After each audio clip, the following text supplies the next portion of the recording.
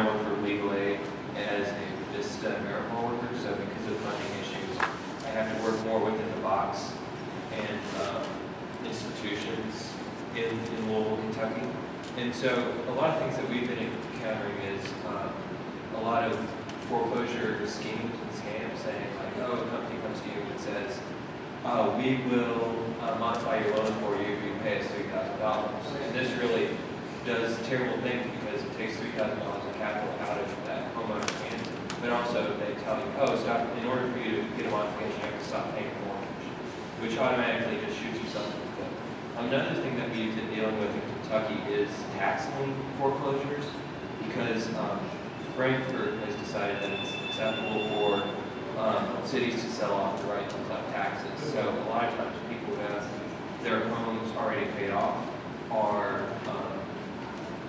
going to lose their house because of delinquent taxes of like $2,000. And just a priority of ours this summer is to kind of do outreach to renters to figure out what is the situation with renters, because I've heard a lot of things saying like, well, the landlord goes into foreclosure and then the original tenant is notified of that foreclosure and then leaves, but he fills it immediately with a new tenant.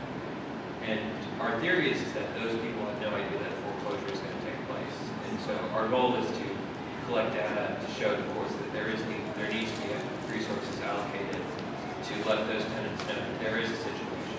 And my understanding, not to ramp this my last point, but my understanding is that federally their tenants have more rights in foreclosure than homeowners do, because depending on the situation, you may be able to stay out the rest of your lease with that situation. But it's a situation where I don't know any of the details, but that's what I've heard at the office. So if anybody has any feedback on that, let me know. Okay, Jerry has some experience with that. Why don't you give that and Well, let me just make a brief comment because it affects me. Under the Helping Families Save Their Home Act, which was passed in May of 2009, that any foreclosure, and these deal with residential foreclosures where they were covered under the TARP, which is most of them, before the tenant has the right to, at the minimum 90 days notice, that's on a month to month, and if they have a lease, they have a right to live out their lease. And that's federal law. The bill is called the Helping Families Save Their Home Act. Of course, it's ignored routinely, and mostly what we find is with tenants, what they do, the sheriff goes there, they don't even know if there's a tenant there, no one checks on it, and they put up a notice when the eviction comes to the whole family, the owner, and all occupants, which of course is illegal anyway. But people should be aware of that there is a bill, it's called, and we need to enforce it. It's called the Helping Families Save Their Home Act. It's within that bill, I think it's section 701 of that act, and it's worth taking a look at. It's kind of along the lines of what you said, but it's a federal bill now, and it does apply to any homes that, residential homes that receive that are covered under the Helping Family, the Home Affordable Modification, which is really most loans. So it's just something to be aware of that can be enforced. In Newark, New Jersey, I work in city government, and we also are part of a coalition that's mostly a coalition of service providers. Like was said before, I think the orientation of the work that's been done in Essex County, where we are, is for the most part a service provision model. It's connecting people with lawyers, connecting people with housing counselors, doing advocacy at the state level. And one of the things I'm really excited to learn more about here is how can we, are there people who would be willing to speak with activists in our community about kind of the nuts and bolts of their mobilizing strategy? How do they build more of a direct action and a kind of a membership-driven approach to the issue? Because there are people that are active outside of the coalition that I get to do for my day job that are trying to bring more of that type of approach, but they're not. I really just think we would benefit from the experience of everybody in this room who might, maybe I could catch a couple people afterward who'd be willing to give me contact information to put some of the leadership that we're trying to develop in touch. That'd be wonderful. On the tenant rights point, New Jersey, bizarrely, has great tenant rights law in a foreclosure situation. It supersedes this national law. The bank is the new landlord. The bank cannot kick someone out because they don't feel like having a tenant in a building that they have foreclosed on. There's a list of 17 reasons why you can evict someone in New Jersey that you don't want to be their landlord is not on that list. And the only way you can get out of it if you are going to come and occupy the house yourself. If you're a bank, you are not going to come occupy the house yourself. So we definitely need to do better enforcement on that statute, but I'd be happy to send it around to anybody who's interested in it.